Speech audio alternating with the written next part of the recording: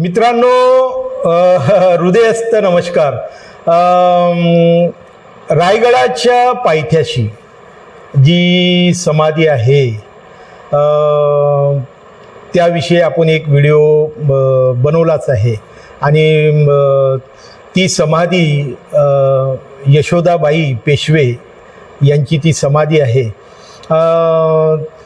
आणि त्या व्हिडिओला आपण उत्तम प्रतिसादी दिला आहे. रायगडाच्या पायथ्याची असलेली ही समाधी अजूनही गाईड लोक गोदावरीची समाधी म्हणून सांगतात, पण ते असत्य आहे. ती समाधी आहे सवाई माधवराव पेशवे यांच्या यशोदाबाई नावाच्या पत्नीची. कोण होती ही यशोदाबाई? चला इतिहास पाहूया, पण तत्पूर्वी हा व्हिडिओ संपूर्ण पहा.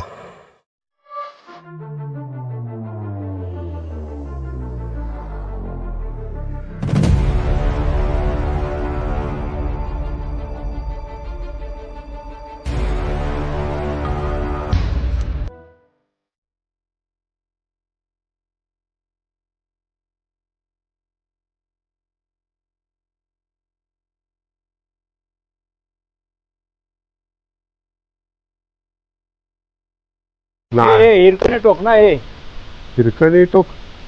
हा हिरकणी टोक हा टक काय नाही हे हिरकणी पलीकडे असेल हो.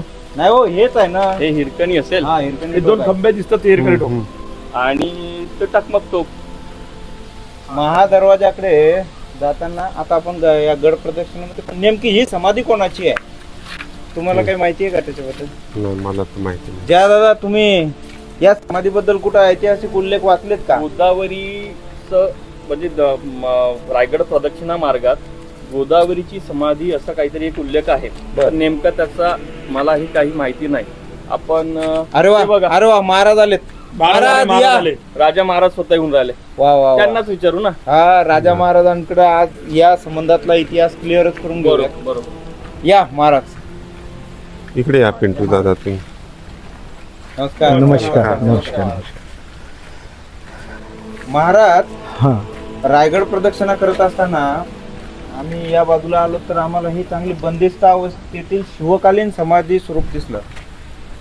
याच्यावरती चर्चा करताना जयादादांनी सांगितलं की ही समाधी कदाचित गोदावरीची आहे. आमच्या मनामध्ये सुद्धा थोडा संभ्रम आहे. तुमचा ऐतिहासिक अभ्यास काय म्हणतो की ही समाधी कोणाची असेल? धर्मवीर छत्रपती संभाजी महाराज आणि लोककथा यांची अत्यंत जोडीने जोडगोळी बनवलेली आहे इतिहासकारांनी, काही इतिहासकारांनी.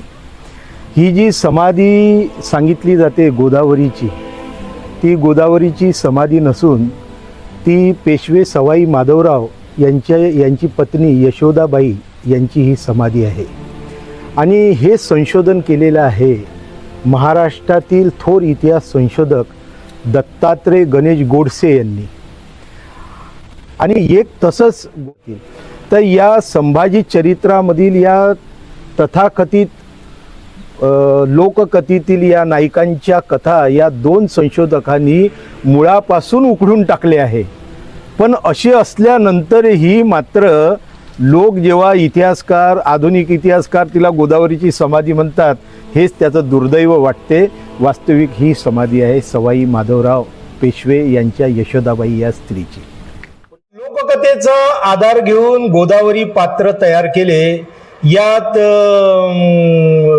लोककथेचा आधार घेऊन गोदावरीची समाधी म्हणून रायगडच्या परिसरात ही समाधी दाखवली जाते. ती मुद्दाम गोदावरीची समाधी म्हणून सांगितल्या जाते. वास्तविक समाधी आहे सवाई माधवराव पेशवे यांच्या यशोदाबाई नावाच्या पत्नीची. आणि हे संशोधन केलेले आहे महाराष्ट्रातील सुप्रसिद्ध इतिहास संशोधक श्री दत्तात्रय गणेश गोडसे यांनी. सवाई माधवराव यांचे पहिले लग्न श्री केशव नाईक थत्ते यांच्या मुलीशी झाले. त्यांचे नाव होते सौ रमाबाई साहेब. या रमाबाई साहेब 21 जानेवारी 1793 रोजी मरण पावल्या.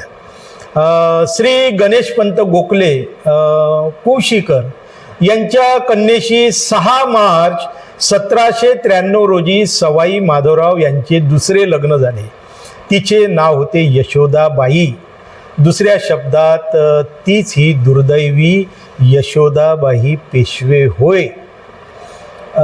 14 जानेवारी 1811 रोजी ती रायगडावर मरण पावली. त्यापूर्वीचा तिचा इतिहास असा आहे. 27 ऑक्टोंबर 1795 रोजी सवाई माधवराव पेशवे हजारी कारंजावर शनिवार वाड्यात पाय घसरून किंवा अपघाताने पडून मरण पावले आणि यशोदाबाईवर उर्वरित आयुष्यात संकटाचे डोंगर पडले. एखादा दत्तक पुत्र घेऊन सवाई माधवरावाचा वंश सुरू राहील यासाठी राजकारण्यांची धडपड सुरू झाली. यशोदाबाईच्या मांडीवर दत्तक देण्याचे ठरत असताना तिच्या जीविताला अपाय होऊ नये म्हणून नाना फडणवीसांनी आपला मेवणा दादा गंद्रे याला रायगडाचा सुभेदार नेमून यशोदाबाईला रायगडावर पाठवले आणि नाना फडणवीसाच्या मृत्यूपर्यंत अत्यंत थोर इतमामात ती रायगडावरच होती. दुसऱ्या बाजीरावाला आपण पेशवे पदावरून जाऊ की काय अशी शंका आली. त्याने रायगडावरून यशोदाबाईला आणले. कोणी? दुसऱ्या बाजीरावाने. यशोदाबाईला पुणे सुरक्षित नाही म्हणून दुसऱ्या बाजीरावानं नाना फडणवीसाची स्त्री व यशोदाबाई यांना पुरंदरावर आणून ठेवले. पण इथेही रावबाजीचे मन शंका घेत होते.